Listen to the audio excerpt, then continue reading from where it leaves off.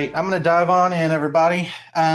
So if you're online, I will check in periodically. I cannot hear you. We can't hear you in the room, but I will periodically check on the chat so that I know that I'm getting your questions as well. Um, Hi, welcome to session 3 of our Business 101 series. So today we're talking about that campaign building and intermediate tools. For those that were here with us last time, I did mention today's going to be a little bit more heavy on the campaign building part, a little less so on the intermediate tools, simply because there's so much you can do in Canva that it doesn't make a whole lot of sense for me to focus on certain pieces unless it's really going to directly impact you. So I've got 3 examples of some things you can do, but then we'll talk a little bit more heavily. Um, there we go. All right, so today is a lot more organization heavy than it is necessarily creativity. And so I like to keep a little joke about myself. So how do I keep myself organized? If you look at my desk, I have like 6 of these at all times, but 4 of them have exact purposes. I do a today list, a this week list, a this month list, and my sometime list. And that way I can start crossing things off, and that just helps me kind of keep my brain together. Others do your other to-do lists, but why I wanted to focus on this is I think organization is what's going to take your stuff to the next level. It keeps that consistency there, but also what happens when you're gone kind of thing. So, what is creative versus what's a system? Anyone have an answer for what is creative? Blouse House? In my honest opinion, I think it's any kind of idea. Okay. What is a system? Structure. Yes. Yes. I did the same thing. I'm going to answer these at the end for today. So back to our 3 things here about branding, and marketing. A lot of what we're looking at today is not the brand and branding piece. That was our first 2 sessions. We're here more on the marketing side. Let me get you in here, Stacy. There we are. So we're going to be focused more on that marketing because we're looking at how you're doing it, all the places you're going to be. When you're building a campaign, how are you making sure that it is hitting all of those places? Uh, there it goes. So again, last time we talked more of those fonts, the colors. For me here, it's all about the consistency. This is a place where rules aren't meant to be broken any longer. Because when you come down to the organization, I think it's something that needs to be set up constant, consistent. Anyone can find it. Not to throw them under the bus, but like the way I build our Canva is so that if Steve needs to find something, the first word I think of that he'll think of, he can type it in and find it. So eggs and issues, when he types eggs, he's going to find this year's lunch and learn, etc. And that way it's a little bit easier. I know if I'm not in the office, if something happens to me, it's ready to go.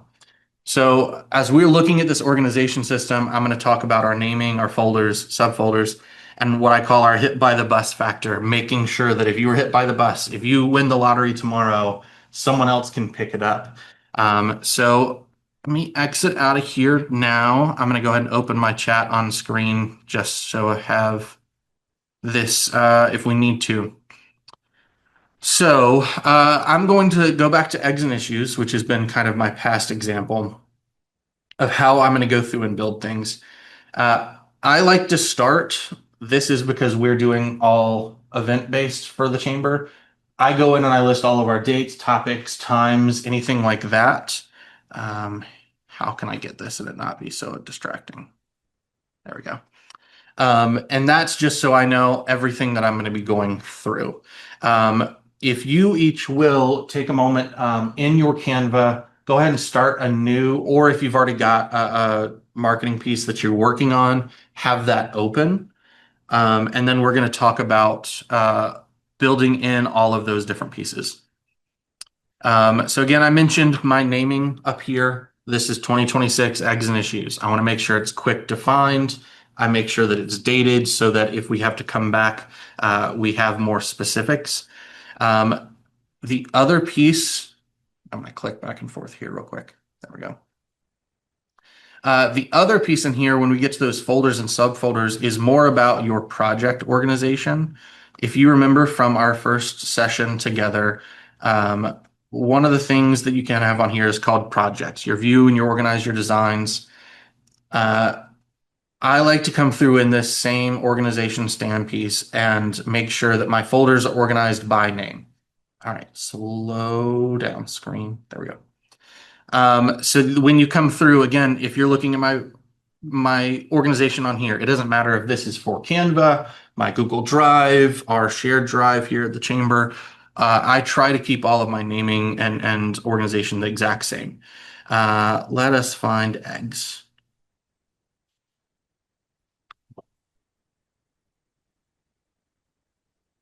Maybe we'll find eggs. There we go. All right. So this one's actually named Eggs and Issues Templates. So already I'm wrong. But then once we come in here, our subfolders is where I start to get into what are our years. If you are looking through yours, your subfolders might be, all right, we've run this campaign before, this is going to be a new one. So I will also sometimes do a past folder. That way, if I've got something updated, I can just drop it in there. Once we're in your file, your folder, you've made your project file, which is separate from the project folder.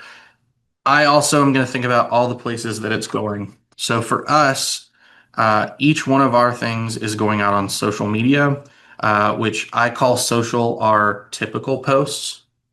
I have our story, and if you need any of these dimensions, I can give it to you as well.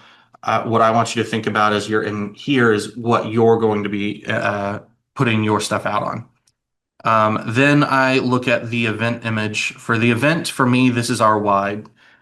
This is what's going on our TVs. But something that's useful is I also have a separate one for YouTube.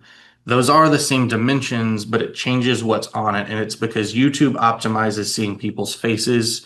It takes some of that in a different direction. Um, for us, I have this, which is our banner, and that's what lives on our website. Square is that typical 1080 by 1080. And a lot of times when I'm designing is my original start point. We also have print, which is our 8.5 by 11. So yeah, go for it, Mike. Question for how you're doing this in the one project, because usually when I'm creating a project, it makes me choose the size. Yeah. So within that one project, how are you having them all different sizes within that one? Absolutely. So what I do is, like I said, I usually start with a square. So when I'm making new design, it's 1080 by 1080. If you come down here and I have to move this slightly more. All right. You see here where it says pages. If you hit that, sorry, there's a lot of stuff in this one, so it's going to take us a second to load. If you go from this view, which is everything one after the other, and you switch over to this view, I don't know if this is updated. It might be called thumbnail. I'm not sure. But when you have it across the bottom, then it's easy enough to come all the way to the end of your project, hit that add page type, hit more, and then even though they all have them in here, I always do the custom size because I use those. And then each one can be a different size. Yeah. Thank you. Yeah, of course. Let's go back to here for my square. So yeah, and go ahead if you are working on the campaign on your computer, if you know it's going to be on social media, my recommendation is to make a square version. Then go from that square version to, all right, am I going to be posting more on Instagram? Am I cross-posting? Because if you're cross-posting, it's better to cross-post in Square than it is the other because it's going to show up different on each platform. If you're only sharing on Instagram, I think this 1080 by 1350 is your better organization. If you're going per print, it's going to be completely different from this because it's going to be up to what the dimensions are. So just as you're going through, that's what you're looking at here. Go ahead and create the different size versions as you are. Click over here. There we go. All right. After you've gotten those pieces, I like to create one separate page. And eggs is kind of a bad example because I've gone and I've added other things in here since starting this. But for me, this is my project specific, my campaign specific brand guide. I'm making sure that whenever we're building something, if someone else is doing it, they're using this version of our logo. This is the eggs and issues. I specifically want them to use the color logos as much as possible. I want the white backgrounds. So I'm going to include all of that information in here, even if it's something for me. I come back. Truthfully, eggs and issues, lunch and learn, small business workshops, all of our work in November, I sit down and I create the templates for everything all year long. So I've got that design. I've already, as you saw here at the end, our eggs and issues for December is already designed. It's ready to go. And that way, if I make changes, it's easy enough that I can say, all right, we're here. I didn't realize y'all are our topic sponsor for this, so that's really fun. Yeah. Please remind me to do this before we, this isn't till December, so we have some time, but this is a good example, like, we're really struggling with our logo right now, like, look at that logo. Nobody has any idea what our company is. Yeah. You cannot read the name of our company. And unless we're not Target, people Right. are like, oh, the So red there's- Target. Like, Right. we don't have- Or they're not like me where they go the window and you're like, oh no, Alan. Since everybody thinks we're Uh-huh. we're a telecommunications company. Oh, We do yeah. phone and, TV and business transport. Yeah. Everything. No matter where we go, no matter what we do, we Yeah. even under our logo says technology for the community. Yeah. And I think that comes into the design principle because you will have some designers, and it's a matter of opinion. Some designers don't think your logo needs to show what you do. Others believe that your logo needs to show what you do. So that comes down to you, but I also think it comes down to that intention piece again. You look back at some of our past naming conventions. There are a lot of ABC companies because they were at the front of the phone book.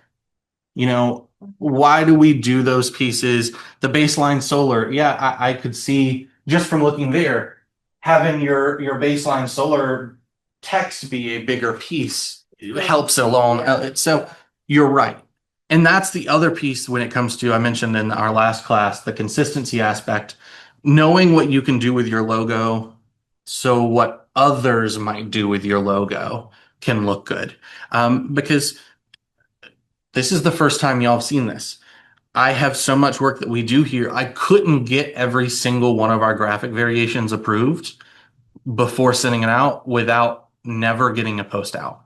Not to mention, usually when I send someone this, I would send you all 6 and say, hey, these are all the variations. And inevitably someone goes, I really love number 3 the best. I'm like, okay, great. I'm still using 1 through 2. So that's kind of here. But again, that's where to me the campaign piece is making sure that it's that consistency across. If you're building all year long and you say, all right, I'm going to be on a billboard, I'm going to be here. What are those dimensions? How does that actually play well into, well, my billboard dimensions are pretty similar to a TV. Let me go ahead and build the TV dimensions because I might use that later this year. I think campaigns are sometimes a lot more about like, all right, let's put all the stuff in one place and then let's pull what looks the best and what's performing best. Because again, if you're going and you're promoting on social media, making sure that you've got the dimensions that they want for their ads to make sure that if it's on, what's the word? So I ran an ad here for us recently. And primarily, I was running that ad on Facebook. And I wanted it to attract more people, mostly on the mobile users. So I wanted the square output because when you use the larger one, Facebook does a weird thing. Everyone check your Facebook ads also. I did a post last week and it was meant to be just here and it went nationwide. I don't know why. Yeah, it was not a good use of our ad spend and we got a lot of cranky emails. Or not emails, comments. So anyway, where's my brain? Get back on track, Alan. All right. Here are other ways, though, that I'm going to point out of the campaigns that I think are useful. And shameless plug, Give Local NRV is happening right now. But this is left over from last year. I built out something every single week, and I labeled our weeks. That way I could come in and say, all right, we're going to be posting Monday, Tuesday, Wednesday. This one's been updated for this year and I've not changed it yet, but it still keeps that consistency of going in and having all of the elements available. Here's one from outside sources. So I build our chamber banner. I have all of that. Well, Blacksburg last year when we were working on Summer Restaurant Week said, hey, we have a different sized banner that goes on our website from yours. Okay, great. What were the dimensions? And then it was easy enough for me to say which of our versions is already most similar. And then all I needed to do, I'm going to look at these dimensions real quick to make sure I get it right. 40. All right. Then I need to come in and do is select the image. Again, I keep it in this pages right down here at the bottom. Right click, select those three dots at your top and hit resize your page. I will say you have to have a pro account in order to do this. And then I can come in already and I've got the 480, which is the different piece. It'll copy and resize. Takes a couple seconds, but it's already mostly there. Now I get to come in and make those adjustments, but instead of me starting from scratch, I've got those base pieces going. Let me undo that. You'll also notice that sometimes I'm better at what I preach than others. So here, not only do I have the name of the top, at each one of these intervals, I've named what it's for, what its purpose is. And this is because I've got a lot of people who are going to come in. It's actually, well, you see all the organizations and towns that have access to this file. I want to make sure if someone comes in, they can easily go, oh, that's what he meant, and that's what I need. So sometimes that is putting in the dimensions here. I think it's a matter of what convention is going to work best for you. Also going in and noticing what some of your optimized sizes are. The Facebook cover to me is the most frustrating one to get because no matter what you do, it's blurry. And no matter what you do, it looks different on your desktop than it is your phone. So I tried to optimize this for desktop. That over here is where our icon would be. Or specifically, this is for the Facebook page of Summer Restaurant Week. So this little profile picture icon is down in that corner. When it's on a phone, this looks different and the icon is in the center. So sometimes you're going to have to look at some of those things and adjust where you can. And also, again, find the lesser of the evils and know where your folks are. For us at the Chamber, 92% of the people who interact with our newsletter do so through their desktop. So why would I optimize for my phone if 8% is the only thing optimizing? I still want it to look good, but I need our desktop version to be the best version that it can be. So keeping track as you're going through as well on where you're advertising, what is the best piece, and knowing the metrics on the other side. That's where I'm really going to plug our members that are in the advertising, marketing, media worlds that can give you that. I'm not that kind of person. So let me get back over here and make sure I'm talking about what I need to talk about today. All right. All right. So another piece that I'm going to point out in here comes down to some of the elements you use, and I'm not sure if it's going to appear really well on our screen, just because they're all a little. Okay. So I use a lot of drop shadows, especially when you're coming to some of our work, because I want that white to blend. So each one of our images here is a solid image that I've added a drop shadow to just below. But you'll notice here on that element, it's very hard to see on this screen, and I apologize. When I removed that, I have this weird spot here in the middle. And that's because this element, if I tried to drag it all the way up to the top, it doesn't work. It's too much of that white. If I adjust where the layering is. You lose that solid edge at the end, and I can no longer hide the edge of the image. Lindsay, you were at Eggs and Issues this morning, right? Did you notice on the screen right in the center that there was one line that went up? Well, thank God. It's because of this, though, because those two overlap and they overlap and look really nice. But when you get down to it, there's just a couple pixels in between. So looking as well when you're going and knowing what you can live with versus what you can't. But you don't have to make all the changes in the world when you're going between these versions. It's just getting down to I can see it so maybe it's because it's me, but like I see so distinctly a white line here on my screen and it bothers me. But yes. So any questions, anything that I can look at more here while I'm looking specifically at this campaign piece? Yeah. I just have one small question about the drop shadows. Do you prefer to use like the circular or the oval drop shadows? To me, it depends on what it is. I actually, a lot of mine for these in particular, I don't even use that. I have, I'm trying to think of the best way I can show it to you here. Well, you Is know it the straight line at the bottom? It's yeah, so this is one that's like basically meant to be a gradient. And so that's what I use a lot of because I try to keep mine at my edges. I also think it kind of depends on the elements. So for example, y'all's logo is a little bit wider. That's where I typically go with the ones that are more ovular. Because I feel like once you move that transparency back, it's easier to hide. Sometimes that's just not the case. I do have in one of our intermediate tools another way that you can add some drop shadow that is more dependent on what you're adding in. But we'll get there in a second.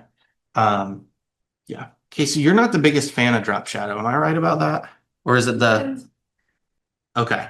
For things like this, yeah. All right. I don't like seeing the edge of the picture if there's no reason to see it. Yeah. Like, But when it comes to it's like a square. People put their headshots and stuff, that draws, just cut it out. Like it's not, that's just a design, yeah. personal opinion. When it comes to logo, though, No. that's something that does not need to be in there. All right, cool. It's hard to reproduce in your brain. It does weird stuff.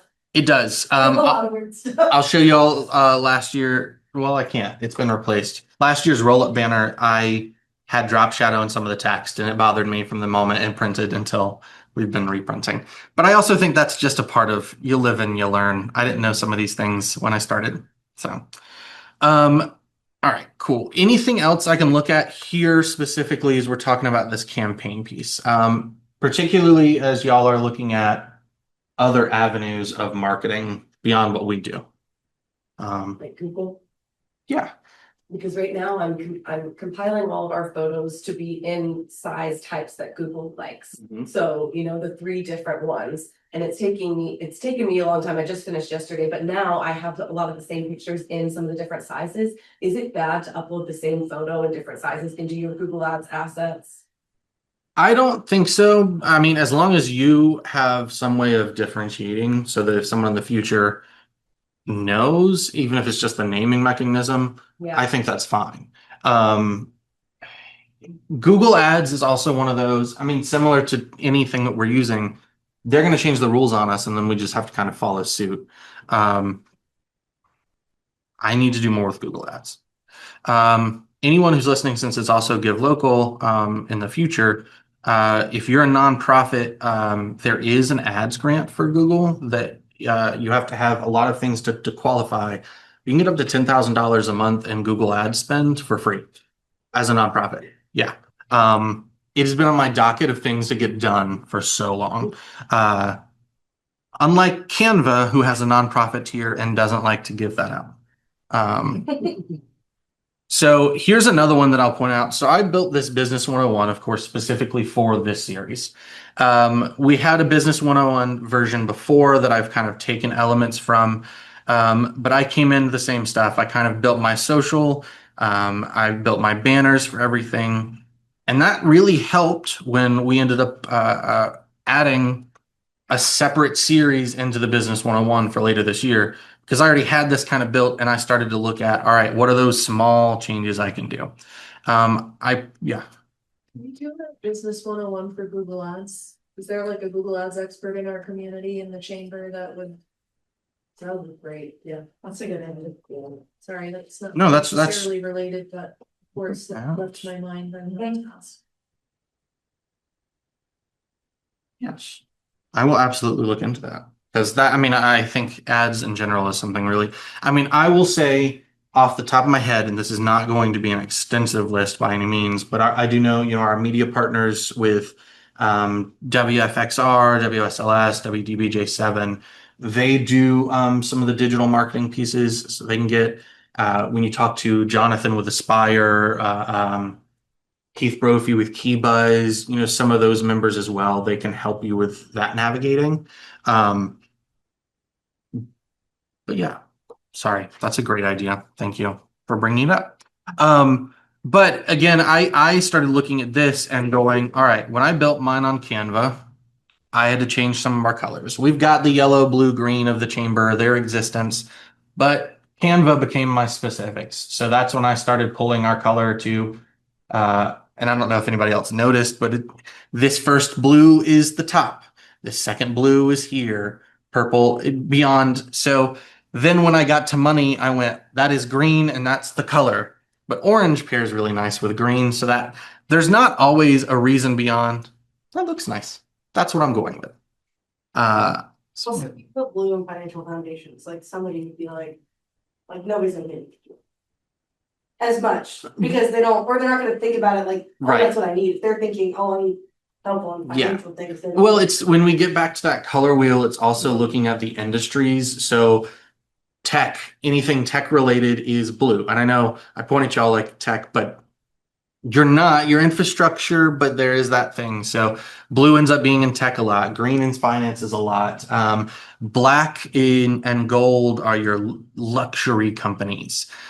So there are some of those definitions within your color wheel and your color theory.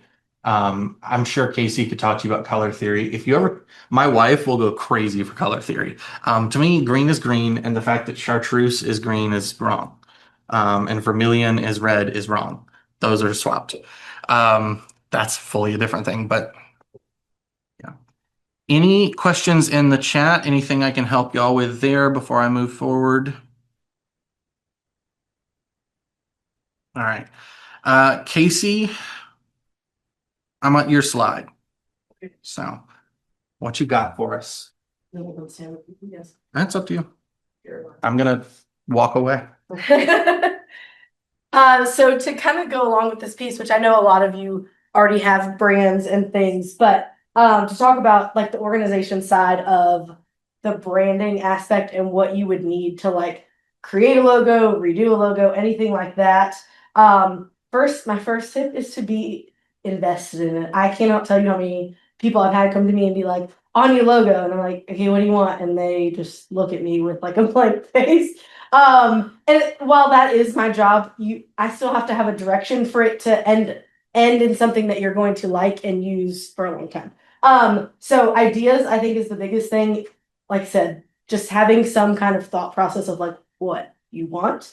Obviously, if you have any colors or fonts that you like really want, or like a type of font, like I want a sans serif font, or like those kind of things. Some of that we can pull out if you have the details, like obviously your name or tagline, if you already have that. Some people don't already have that and they're still creating that. But your purpose, mission, values, and voice that we've talked about throughout this, all of those things help us get to a better end result because we're not starting from scratch, if you will. We have like these things to build on. So having those kind of things. The other question that I personally as a designer ask everyone, no matter what design I'm doing, is what you do not want. Like if there's a color that you hate, regardless of whether it would look good for your company or not, if you hate it, you are going to hate that logo, no matter what I do. So I also design in black and white first, because that's just a rule of thumb of like your logo should look good in black for it to, just go do all the things. So those are like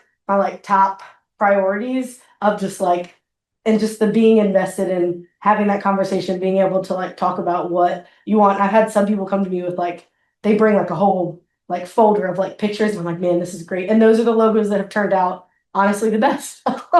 Uh, Other designing things that maybe aren't logos is, and I'm just gonna be try to be encouraging about this because I don't get it a lot from people, and I wish that I did. I think sometimes people think, oh, I'm just being overly like, you know, like they don't really need this, is sending your brand guide, your fonts, obviously vector graphics, but that's usually like the only thing I get. They're like, here's my logo, and I'm like, okay, cool.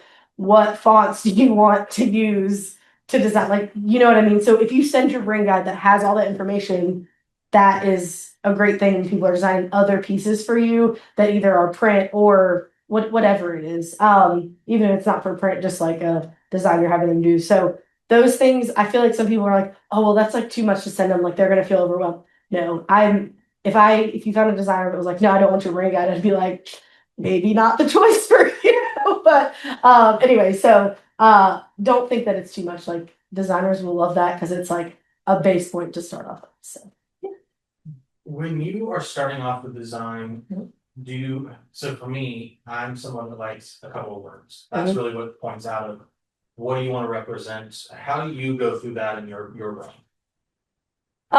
So I like to like make notes, and honestly, like I feel like when I design stuff, I have to like think about it for a couple days and like just like it like things come to me randomly because I my brain is like always working. And so like I'll be like playing with my kids, I'll be like, oh my gosh, and like I always have a notebook or like put it in my phone, like let me write this down. Like I was doing that even just like pricing something or something. I was like, I had this idea of like what we could do for printing. So I know it's not design, but it translates all the creative ideas. Like I can't explain like how they come to me. Does that make sense? But yes, specific words are like I don't want to say like a feeling you're going for, but kind of like I hate that like I don't know, it feels too frilly for me, but that's what it is. Like, what do you want people to feel when they see this or do this? Like, that's probably the biggest piece I feel like, because if you want to get to that, and I mean that's going to change depending on people and their circumstances too, but there's an overall. Thank you, Casey, for being our sponsor for this whole series. Any Right. questions for Casey before we send her away? Send me away. You have to leave. All right. Awesome. Well, Thanks. thank you, Casey. Yeah, I'm someone that generally like I come from that theatrical film background, but when I think about a series or when I am doing something in my personal life, I start with music before I get anything else for that feeling reason of what would I think about. But I also, again, it's my background. I get super into that of like when I would be editing things for a film and they had in the background a TV flickering, it would become, okay, well, what's the sound that needs to be with the TV? Otherwise, it's not there. So that's more of an insight into how Alan's brain works. All right, I'm going to move our chat back down here then for now. So I did want to pull out a couple of these intermediate tools and just show you examples of what can happen. And so this is being done in multiple phases, and it's including an app that you can use in Canva exactly. So in the top left, that is the picture as I uploaded it to Canva. The second image next to it is when I'm using the background remover tool. Now, I will say for anything in intermediate tools, you have to have the paid account. The free version is not going to do it. That's where they get you. So the second version is I've used the background remove tool. I think that is probably one of the most used tools I use. The third image is using an effect called duotone, which if you go up to, I'm going to pull back out here.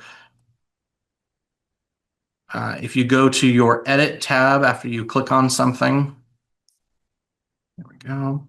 And then head over to filters. You can see all. You scroll down, duotone is its own category. And then for this one in particular, did I just miss it? There we go. It's the custom version. With the custom, what this is really you're setting two colors. And that's going to kind of determine what things look like. I've set them both to black, so it is that solid, you know it's not going to have any issues. I will say I built all of this from a TikTok tutorial, so that's why it's very specific in mind. TikTok, so, or Canva. I Just random. things. I know that is going to be my homework is go home and watch some TikToks on Canva and you're going to go, "Oh, that's really cool. I can use it once." So then it had me add the trees. You change that color to white, add the birds, they're the same black. I downloaded that image and then uploaded it again. And then there's a lovely tool. Click on. If you go over to your apps, you just scroll down on this left-hand bar and type blend. And it is called blend image. That's what it looks like there. You can select, I've not used it on this computer before. The first time you use any of the apps, it'll make you like open, which is basically installing into Canva. And then you can change your two layers. For here, the bottom layer was selected as this image that I made. Our top layer was selected as this image that I pulled in. And then you change your blend mode to screen and it gives you something kind of like this. Again, this is a very, very specific example. You would have to use something there to be able to do it. But the point is tools like blend, as you come in, knowing your different blend modes and what that means. If you've got something that is a screen, it means the lighter one is what's going to kind of appear over that top there. You're going to blend that into the darker image. The normal is going to, I don't know why you would do a blend image with normal because then you've just got two images still overlaid. So that's an odd choice to have in here. But my point is come in and play with tools like this. See the different unique pieces that you're able to make, and then they actually become a useful intermediate tool or a useful app in here. If you actually scroll to the app section and you go to discover, you can kind of just scroll through here, look at what's possible. But there are so many tools that you're gonna kind of get lost in the I can beyond the should I. For example, this upscale image, I've never used that and it made it look good. It makes it that AI wonky kind of piece of it. It says, I'll take a blurry image and make it sharp. No, it won't. Another one on here that I thought, oh, wow, this is going to be super useful is mockups. Because I thought for those that might be doing product stuff, you can create images where it's like, oh, this is an ad going to be seen on my phone. I can see what this would look like on a t-shirt. I can tell you from my playing around, it just takes, so see this over here in the middle. If I took this and I dropped it into that apparel, it just puts the picture there. There's no depth, no dimension. It's just like just basically a flat image. If I actually, You just did. right. Right. So the other piece is if I drop this in with an apparel, because I thought really what you're doing with apparel is you want your logo. Well, it only like it oversizes whatever image you're doing to fill that. It's just a frame. It's not actually mocking it up. So again, there are tools. Are they going to be useful? But the way that Canva kind of breaks it down are into three major areas. They do frames just like this, where you can do some of that, and some of it's useful. The computer, I think, is a cute tool to do that with. Other frames you can build out. But when it comes down to your picture and your text, those are the two largest amount of apps and intermediate tools you can use here. I will give credits where credit's due. Canva has upgraded their picture editing ability quite a lot. So even directly from the app, or you can open a picture separately and adjust all of the pieces. But if you hit edit and you go to adjust, not only can you make these adjustments to your photo, depending on what you need.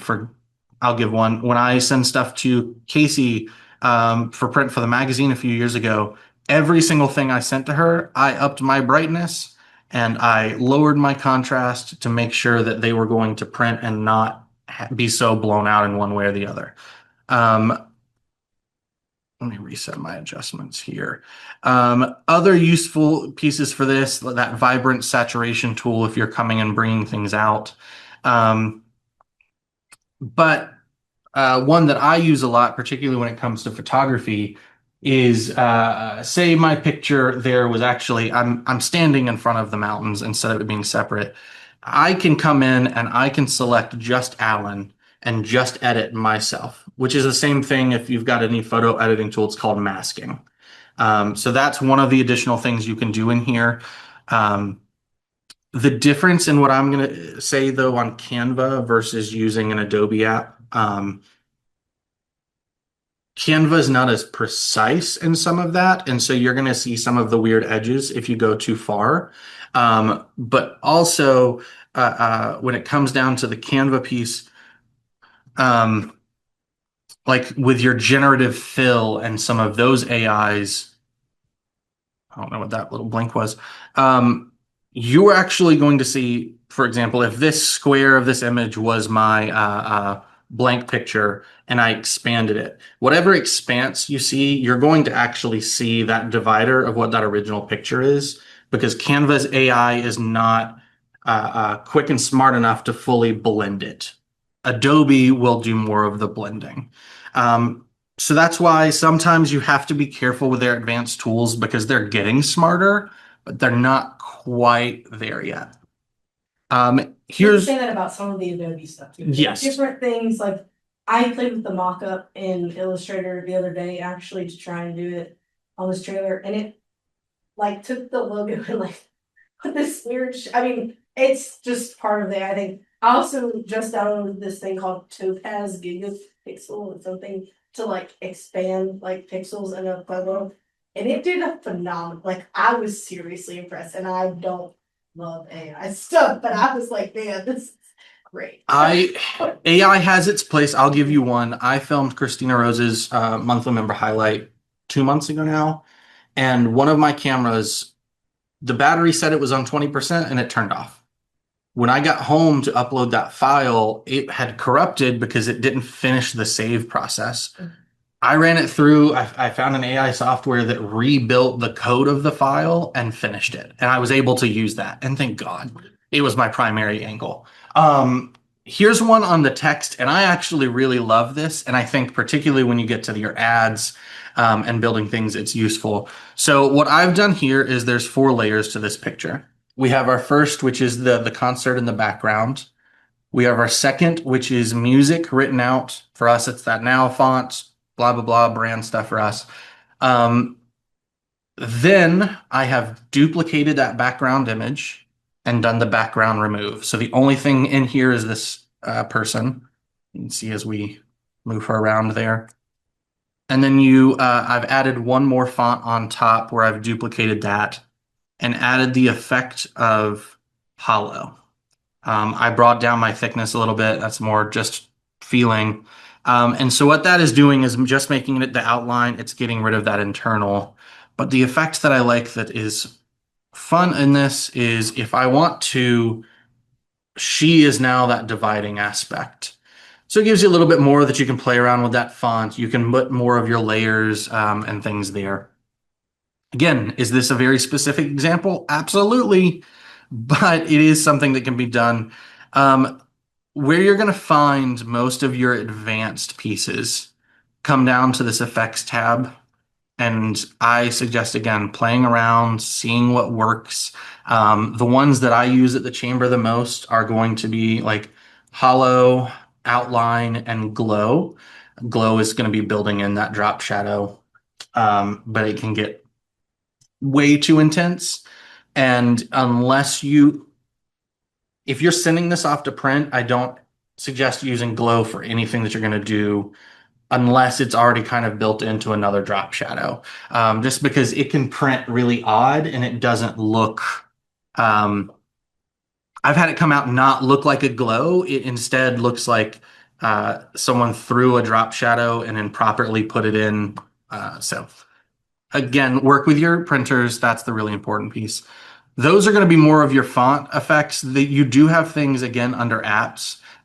You can take some of this and throw in and vectorize it through some of their apps. Again, it's just watching yourself. Another one here that I was just I'll show my example of. So I've doubled my font once again. I've got welcome to the chamber on either side. And I have added an outline on my effects. Yeah, there we go. And then put the black thing here. The reason for this was similar to that blend image earlier. These are the two images I pulled in together, and then this was my purpose of blending them. So then I get this thing that is a little more focused. I have that left-hand side to put in more stuff if I want to for my ad. So yeah, this is why intermediate tools, I was like, I don't want to focus too much because it's all going to be very specific. But I really recommend, truthfully, watching the TikTok, Facebook Reels, Instagram Reels. There are people out there that just kind of play around and do this for you. So let them do that, and then they'll give you the specific instructions. And even YouTube, if you just go type in what you want, like, I want it to look like this, I'm sure you can find a way to do And if pretty you, much most. right, you can with Canva, you can also ask it for some of these things. You can say, hey, this is what I'm looking for in my design. I don't know that it won't go as far as like doing all of its own apps, but I'm trying to remember where it is that you can ask. It's great in the bubble up at the. You are right where it says ask Canva. So yes, you can ask Canva. All right. But yeah, you can ask Canva, it will do things, but at the end of the day, it's the equivalent of asking ChatGPT. It's got its own parameters and those pieces. But I also think that's where I don't want anyone to use an AI poster because Canva can do it better. But what are the words I'm trying to say here? I think AI can be a good tool to be able to say, what are some of the things that are possible that I may not be thinking of? I'm also going to say, when you get to a certain point of this took me 15, 20 minutes to do. If it starts taking you hours to do something in Canva, that's where you also need to start looking at, am I getting the most out of this? Should I go hire a professional? Or should I go say, all right, you're my marketing person, you're doing this now. Those are some of those pieces. All right. I'm going to answer my questions earlier. What is creative? Creative is the way we take an idea, a message or goal, shape it into something people can understand, notice, and connect with. I think we've all heard the quality versus quantity. Who is more in the quality camp? Raise your hand. All right. No one's in the quantity camp. I'm going to give you one piece from the other side, which is quality is subjective. Quantity means that people are going to get your eyes on it. See, and I'm not advocating for stuff to look bad, but I am advocating for the fact of at a certain point, perfect isn't going to be possible. If you can get three things out in the same time it takes you to get one thing perfect, you've hit more reach. And you can hit something and think it's perfect, and the person next to you is going to go, "Oh, it's terrible." It's just the way we're wired. So thinking again, when we get back to what we've talked about in some past classes, intention, making sure that it's flexible and consistent. The quality versus quantity, don't beat yourself over the head with it. And then what is a system? It's your folders, your templates, your brand colors, logos, conventions, the way you turn your creative designs into an actionable plan. I think, and my wife and I are really good examples of this. She is very, very creative, and I am very, very analytical at times. And so when we hit certain approaches, she will get something and she'll work on it and she'll work on it and she'll work on it. And it looks really, really good by the time it's over, because she's hit all those creative brains. But then I ask her how long it takes, and I'm like, well, that needs to happen faster. And she'll get frustrated with me. And I'm like, right, but hear me out. If we can't do this and repeat it, it's not going to be beneficial for us in the long run. So that's where I think if you don't have a system, you can be as creative as you possibly want. You have to be able to track your stuff. You have to know what you're doing with it, or you can't learn from it. I will say that's a hard thing for like even like if you were to hire someone for them to learn, like I get lost in things sometimes just in my creative brain, but I have learned throughout business that the quality thing, I really like that you said that because I feel like that's a huge piece from the business standpoint of like, if people see you at 3 different events, they're gonna remember you better than if they see you at one. Mhm. Like, so I like that. And It's something to really think about. you can still have quality there. It's just also making sure that you're setting your expectations. You know, Rachel and I did a bridal show at one point, and it took me an hour and a half to set up for it because we made it look like we were in our living room and someone was walking in and would see their pictures on the mantelpiece. And it was a lot of fun, and people all day long were like, "Oh, this is so creative." It didn't lead to any more bookings than when we were just there with a table. So that's also looking at where people are going to be and looking at some of these intermediate tools. Is it cool to you versus is it cool to other people? Are they going to notice it? Are they going to respect it? Or is it going to make a difference? I've got one I'm sending to Casey later when it comes to the print, making sure that like, hey, this is nice on here, but if I were to print a sign, is that going to show well from the road? Is my logo big enough? Is my logo too thin? Um, is my script too scripty? If I actually like the amount of fonts I use that are handwriting, because if I were to handwrite it, you couldn't read it. Steve the other day looked at my handwriting and was like, "Man, I thought mine was bad." Yikes. So, all right. Any questions? Anything else that I can leave us with? I think this might be our first time that I'm technically done early. Well, let me point this out here. So our next Business 101, which is, oh, I'm so sorry, Casey, is not sponsored by Blouse House Creative.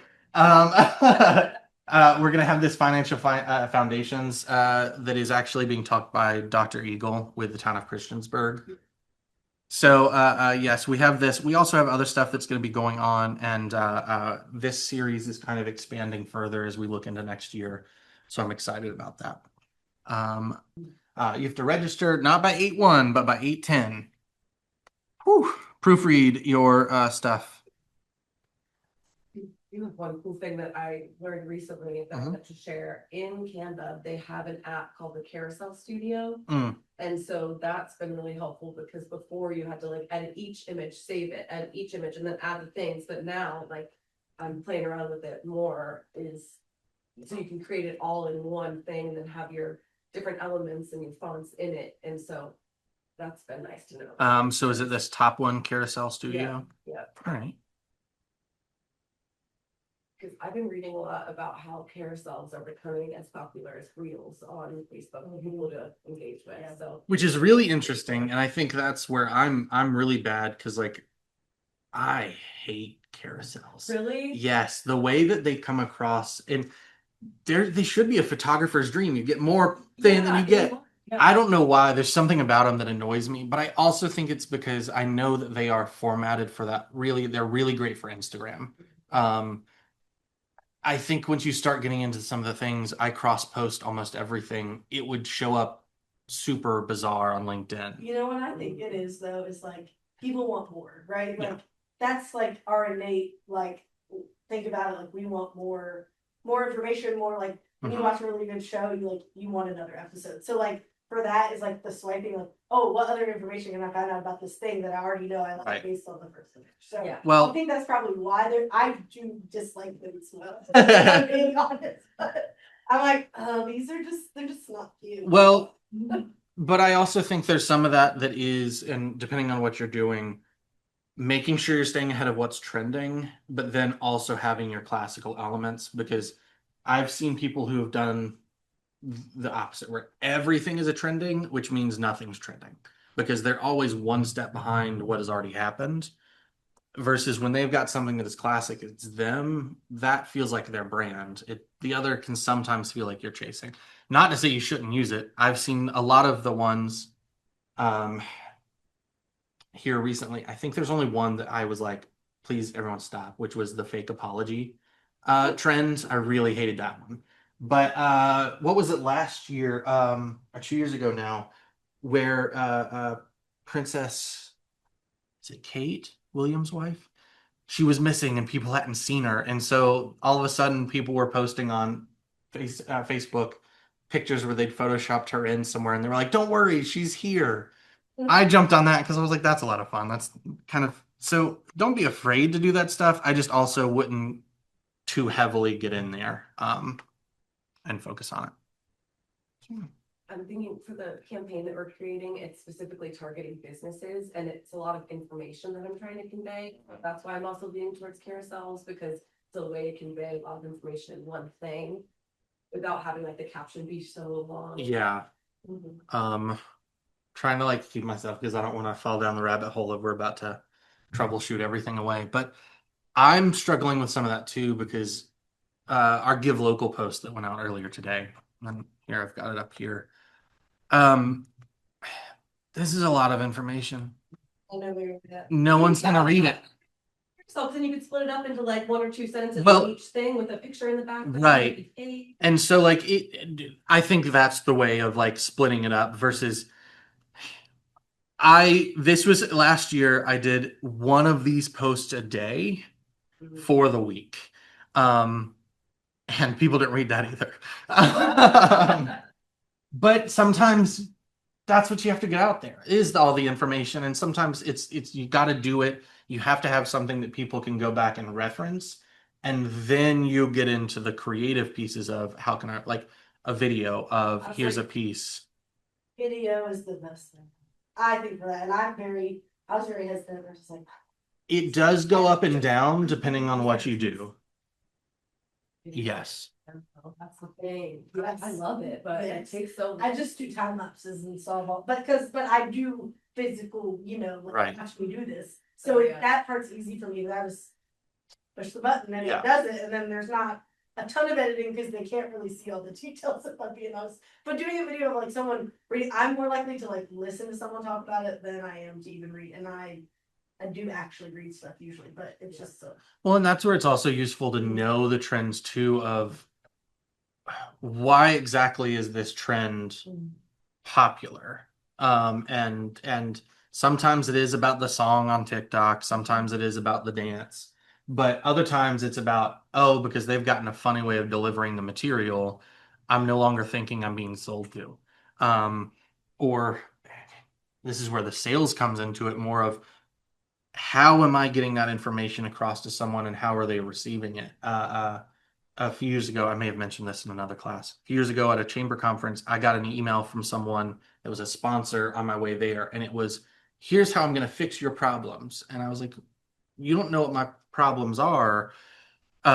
So that is the struggle sometimes is finding that, all right, what does the person want, not as what am I want? How are the businesses actually going to take in the information? I'll give you another one for today.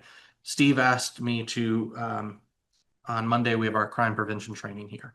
He was like, hey, can you post that again on social media today and tomorrow? And I said, I can, but you sending an email is going to be much more direct and actually help with that. Posting on social media is more like throwing, the nickel into the pond. You're going more direct. So also finding, all right, maybe your carousel or maybe my post on here, it's really wordy and it's not going to be super helpful. Well, maybe that's not my intended purpose of this reaching everyone. Maybe my intended purpose is I want people to go back and be able to reference that themselves. Phones are blowing up. Yikes. It's bill collectors. It's fine. So yeah. I also, and this is kind of just more for everyone in general. I appreciate you all doing this. This is the first time I've ever gone through and taught a class like this. So it's been nerve-wracking. And I know that there's stuff that's been left out. I know that there's questions that are going to come up later. Feel free, please, to email me, marketing@montgomerycc.org with your questions. Always happy to help. Always happy to push towards those folks that can help you a little bit further than I may be able to. And then I'm also going to say, proofread, proofread, proofread. Because last week I sent these graphics. As you can see, there's a lot of them. I sent the whole thing to all of our partners and said, hey, everybody, please check this over. Let me know if you need any changes. I didn't hear from anyone, and I went to go post about this week. And I had not included the R in Saturday. So everything was happening on Saturday the 11th and Saturday the 18th. And I was like, oh God, this is going out to everyone. And I had to quickly fix it. So if you can, find someone that's not you to read it. Because man, I can't tell you the amount of times I've seen something and I'm like, no, there's no problems. And then someone else is like, hey, by the way. Or this morning, Yes. Steve said, Alan, did you know your graphic where sheriff has 2 R's? And I said, just sheriff, not, he goes, the sheriff is 1 R. And I was like, okay.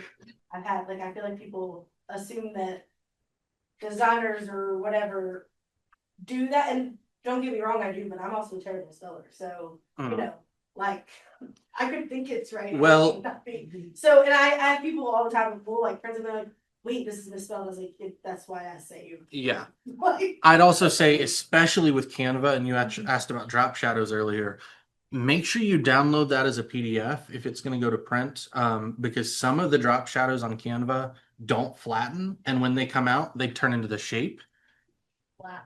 So whenever you're downloading some of the things, it's separating out your images and it's making sure they render properly. And you can actually, when you're downloading this, got a PDF.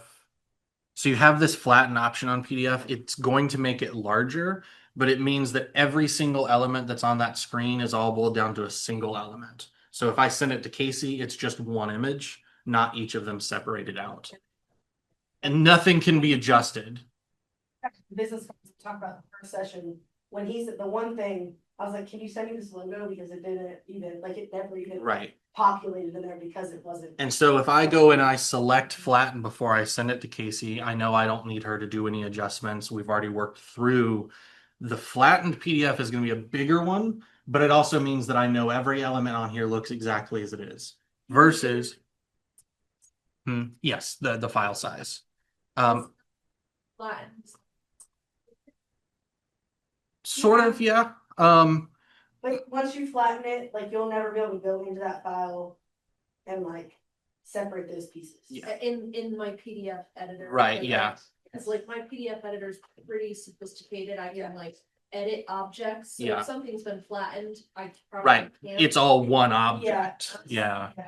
So that's the difference. And I honestly, I don't do that unless I have an element that I know is constantly giving me issues. But that's where some of the drop shadows in here are not good. And will, and check that. I had a proof for our magazine that I sent it the first time. I made a minor change and I sent it off the second time. And I thank God I looked at it because one of our pages that happened. And I was like, if that had printed that way, that'd have been my last day. So we printed 1,000 copies. But yeah, so that's some of the pieces of Canva as well, is their tools aren't always meant to work outside of them.